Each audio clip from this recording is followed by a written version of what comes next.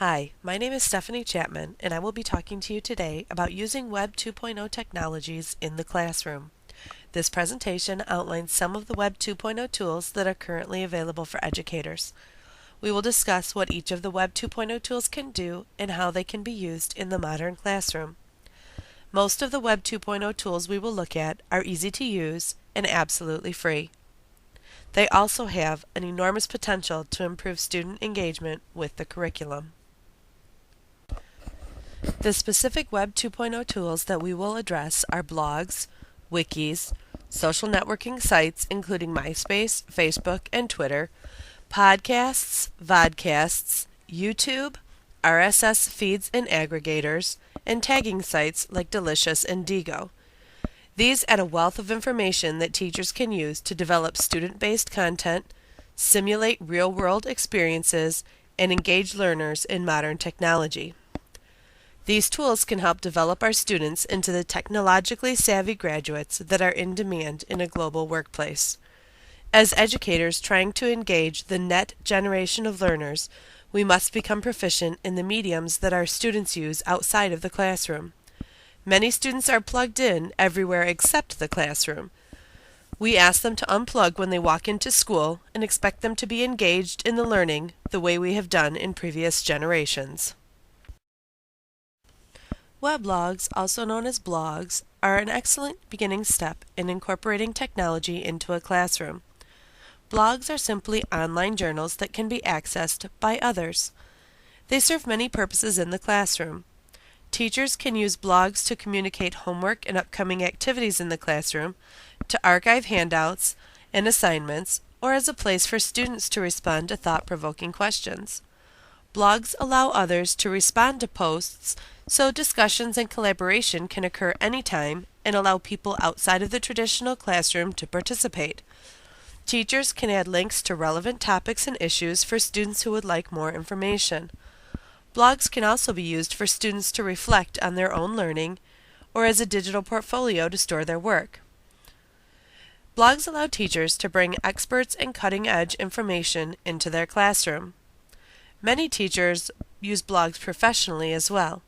Teachers can blog about lesson plans, projects, ideas, new technology, classroom management, and many other educational topics.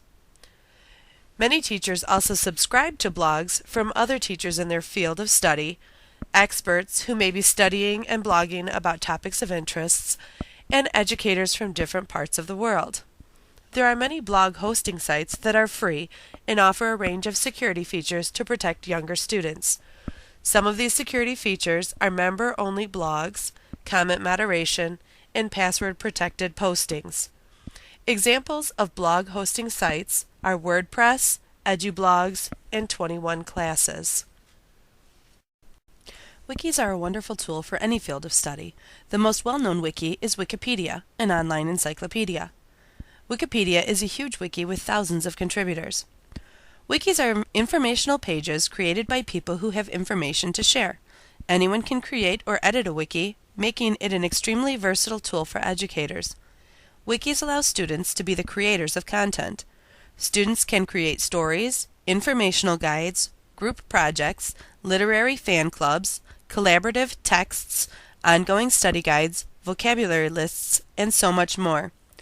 Wikis can be created by one person or by entire classrooms working together. They can even be used to collaborate with other students on the other side of the globe. This is the ultimate collaborative tool for classrooms. They are easy to create and simple for multiple users to add and edit content. Creators can embed photos, videos, and links into the wiki, allowing for even more creativity.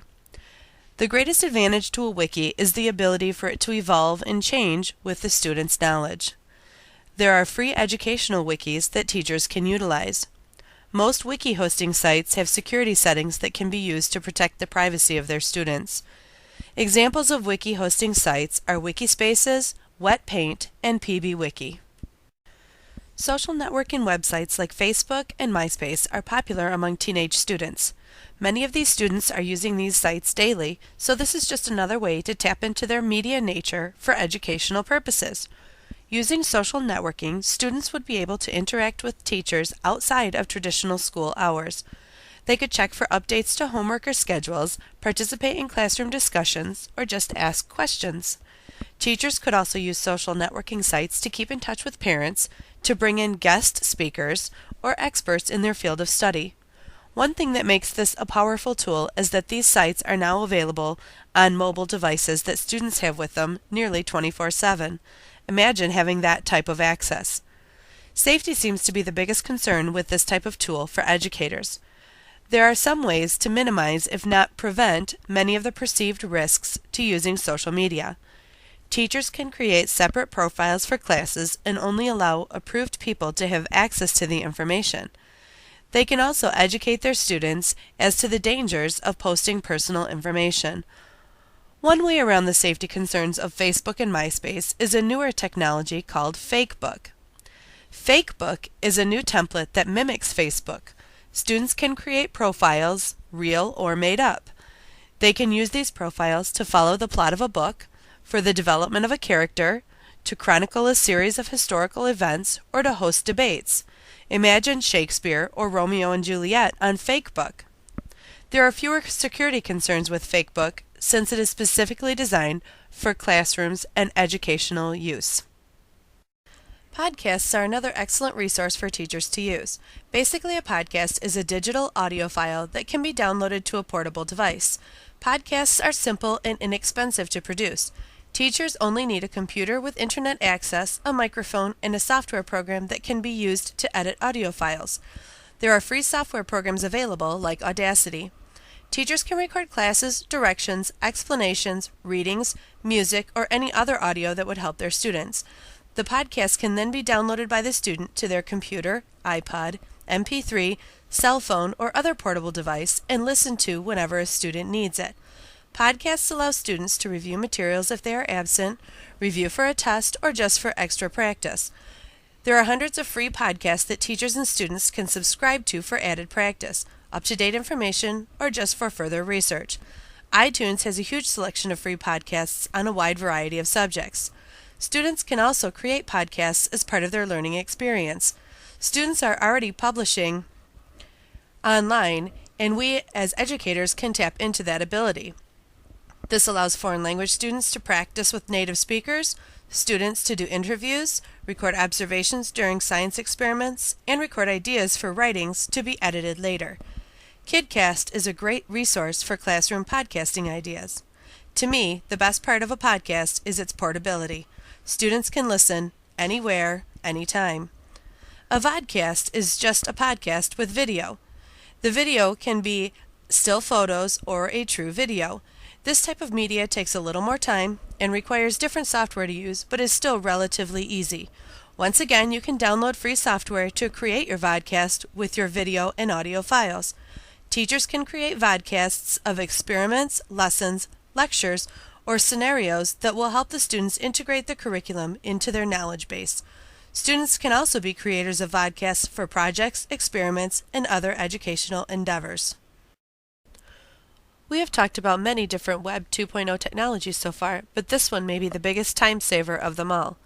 RSS stands for Real Simple Syndication or Rich Site Summary. An RSS feed is a series of web feed formats used to publish frequently updated work. Websites that contain RSS feeds are easy to identify by looking for the RSS icon, as seen in the center of the screen, on the site. Blogs, wikis, podcasts, vodcasts, and many other websites have RSS feeds that you can subscribe to.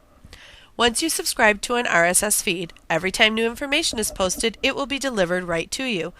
No more checking each of your favorite websites to see if they have anything new. Think about all the time this will save you. News, headlines, new technology, student blog posts, changes to wiki pages, and more will all come right to you with no more effort than a mouse click. Before you can read these RSS feeds, you must sign up for an aggregator. This is just a place to collect all of your RSS feeds. There are many different aggregators that have free services. Some popular ones are NewsGator, MyYahoo, Bloglines, and Google Reader. Once you have set up your aggregator, every time you subscribe to a new RSS feed, it will show all the new posts from each of your subscriptions every time you log on. It's like having your own personal assistant. This is a fabulous tool for educators. It allows us to keep up with current events in our subject areas, read student blog posts without logging in to each separate blog, keep up with changes in curriculum, or simply to see what other colleagues are blogging about. You can even create folders in your aggregator to keep your subscriptions organized and to make finding just the right piece of information that much easier. Social bookmarking is also high on my list of useful Web 2.0 technologies. Social bookmarking is a more modern version of the Favorites tab on a computer. With social bookmarking, you can add a website that has interesting material that you would like to revisit. Social bookmarking employs the use of tags, which are simply keywords that you can use to identify or categorize the information on a website, like algebra, Spanish, games, lesson ideas, etc. After adding your tags, you can also add a comment about the site for future reference. Some popular social bookmarking sites are Delicious and Reddit. Many social bookmarking sites are online and allow you to access your favorite sites even when you're away from your home computer, unlike the previous form of adding a site to favorites. Teachers can use social bookmarking in a wide variety of ways. Hopefully, you will never be stuck searching for that website or email link that you know you have. With social bookmarking, teachers can collaborate and share sites with colleagues even if they're halfway around the world. Teachers can easily subscribe to the bookmarks of other trusted educators and see what they have found on the web without wasting valuable time repeating searches. By creating a common tag or tagging system, groups can easily share interesting websites with others interested in the same topics. Teachers can also create resource lists for students to use for projects, practice, or review. What a great way to put together a summer to-do list for your students! We have looked at many different Web 2.0 tools that are available and being implemented by teachers. It can be overwhelming to start, but by picking one and getting comfortable using it, you will find yourself looking for more ways to invite the web into your classroom. Our students are moving at what seems to be warp speed. With the Web 2.0 tools we have talked about, hopefully we can keep our education relevant, interesting, and engaging.